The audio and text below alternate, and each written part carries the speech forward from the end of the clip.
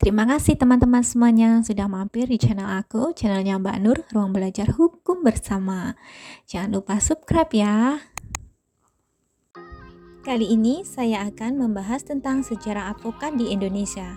Sejarah advokat di Indonesia kita bagi menjadi 3 zaman. Yang pertama, zaman pemerintahan Hindia Belanda. Yang kedua, zaman bala tentara Jepang. Dan yang ketiga, zaman Republik Indonesia atau setelah kemerdekaan. Zaman pemerintah Hindia Belanda. Zaman pemerintahan Hindia Belanda di Indonesia, profesi advokat telah lahir sejak saat beroperasinya Raad van Justice dan Landrat. Raad van Justice dan Landrat merupakan lembaga peradilan yang dibentuk pemerintah kolonial berdasarkan Stadblad 1847 nomor 23, yaitu tentang Reglement of the Rechterlijke Organisasi and Handbeheer der Justice in Indonesia atau disingkat RO. Dalam RO ini, pada bab 6 tentang advokat dan pengacara diantaranya pasal 185, yaitu para advokat sekaligus menjadi pengacara. Sifat dan pemberi jasa dalam pekerjaan yang bersangkutan dengan jasa ditetapkan dengan peraturan mengenai hukum acara perdata dan hukum acara pidana. Ide unifikasi hukum tahun 1920-an oleh kolonial Belanda merupakan titik awal munculnya pengacara pribumi di Indonesia. Ide ini menjadi perdebatan hangat apakah mendorong modernisasi atau menghalang-halangi. Pada saat pemerintah Hindia Belanda di Batavia mengumumkan pendirian sekolah hukum bagi orang Indonesia atau pribumi, ternyata saat itu sangat ditentang keras oleh ahli-ahli hukum Belanda dengan alasan yang sangat klasik, yaitu dianggap bahwa orang pribumi tidak siap untuk memiliki kualitas pendidikan dan pekerjaan hukum yang dianggap sangat berat.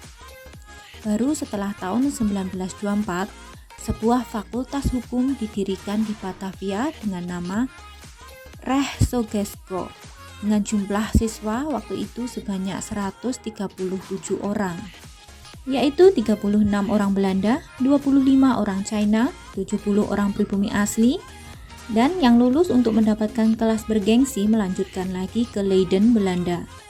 Salah satu lulusan sekolah hukum pertama di Indonesia adalah Profesor Dr. R. Supomo. Nah, ini tentu teman-teman sudah tidak asing lagi ya. Beliau merupakan seorang pahlawan nasional yang menjadi Menteri Kehakiman Indonesia pertama dan ikut berperan dalam perumusan Undang-Undang Dasar 1945. Kemudian ada juga Mr. R. Kusuma Atmaja yang dikenal sebagai Ketua Mahkamah Agung Indonesia yang pertama.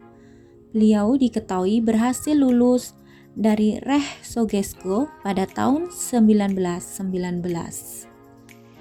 Zaman bala tentara Jepang, Undang-Undang Nomor 1 tanggal 7 Maret 1942, adanya pemberian hak sama kepada pribumi maupun orang-orang Belanda di muka pengadilan, di mana sebelumnya adanya perbedaan perlakuan di pengadilan antara golongan Eropa dan golongan pribumi asli Indonesia. Untuk Jawa Madura yang dilakukan bala tentara Jepang yang bernama Dai Nippon. Kemudian April 1942 terjadi sebuah pengaturan yang dilakukan oleh bala tentara Jepang, yaitu mengenai susunan dan kekuasaan pengadilan.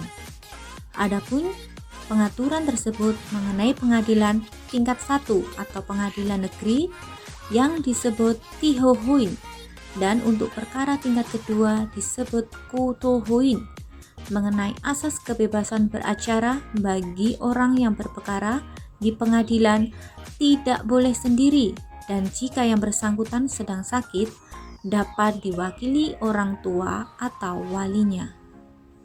Inti dari asas tersebut yaitu tidak harus menggunakan jasa bantuan hukum dalam beracara di pengadilan dan dapat pula diwakilkan jika terdakwa benar-benar sakit atau tidak bisa beracara di pengadilan. Keberadaan ini berlanjut hingga tahun 1946, sehingga kekuasaan Jepang telah merata di Indonesia. Zaman kemerdekaan Republik Indonesia. Sejarah panjang pengacara setelah Indonesia merdeka pada masa demokrasi terpimpin, masa Orde Lama, Orde Baru sampai sekarang eksistensi pengacara dalam sistem hukum di Indonesia oleh ideologi kolonial. Secara nasional, cikal bakal organisasi advokat di Indonesia baru muncul tahun 1963 atau 18 tahun setelah kemerdekaan bangsa Indonesia diproklamirkan. Diawali terbentuknya Persatuan Advokat Indonesia (PAI) tanggal 14 Maret 1963 di Jakarta, waktu itu bersamaan dengan diselenggarakannya Seminar Hukum Nasional. Jadi, secara nasional, cikal bakal organisasi advokat di Indonesia baru muncul tahun 63, yaitu 18 tahun setelah kemerdekaan bangsa Indonesia diproklamirkan. Diawali dengan terbentuknya Persatuan Advokat Indonesia tanggal 14 Maret 1963 di Jakarta. Kemudian tahun 1964 dideklarasikan Persatuan Advokat Indonesia, Peradin, dengan meleburkan PAAI di dalamnya. 2 tahun kemudian, yaitu tahun 1966, 2 tahun sejak didirikannya, terbitlah surat pernyataan bersama Menteri Panglima Angkatan Darat selaku Panglima Operasi Pemulihan Keamanan dan Ketertiban atau Pangkom Kamtib tentang dukungan Peradin sebagai wadah tunggal organisasi advokat di Indonesia.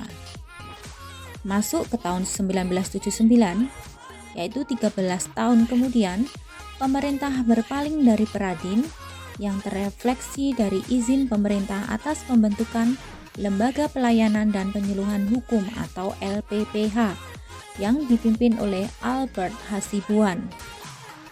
Masuk ke tahun 1985. Tanggal 10 November 1985 berdirilah Ikatan Advokat Indonesia atau IKADIN sebagai wadah tunggal yang baru. Tahun 1987, pemerintah memberikan izin pendirian Ikatan Penasihat Hukum Indonesia atau dikenal dengan IPHI. Pendirian IPHI ini didasarkan pada dikotomi antara advokat yang ber-SK dari Menteri Kehakiman serta pengacara praktek yang ber-SK dari Ketua Pengadilan Tinggi.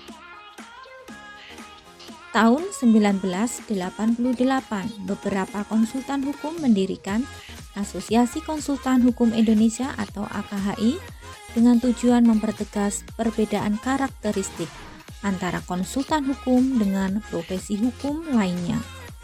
Tidak lama setelah itu, 4 April 1989, sejumlah konsultan hukum, advokat, penasehat hukum, dan pengacara praktek mendirikan Himpunan Konsultan Hukum Pasar Modal atau HKHPM. Dengan banyaknya organisasi advokat yang ada di Indonesia saat ini, tentu saja berakibat negatif dan juga positif. Positifnya mungkin kita lebih dipermudah ya untuk persyaratan dan sebagainya. Tapi mudah di sini jangan dengan memanfaatkan, dengan mempermudah dengan ini dan itu. Kita jaga kualitas, value sebagai advokat yang berintegritas dan menegakkan keadilan di Indonesia. Negatifnya kita terlalu gaduh, terpecah belah, ya tentu saja akan berimbas dengan level keilmuan kita. Dan mungkin masyarakat mencari keadilan pun dibuat bingung.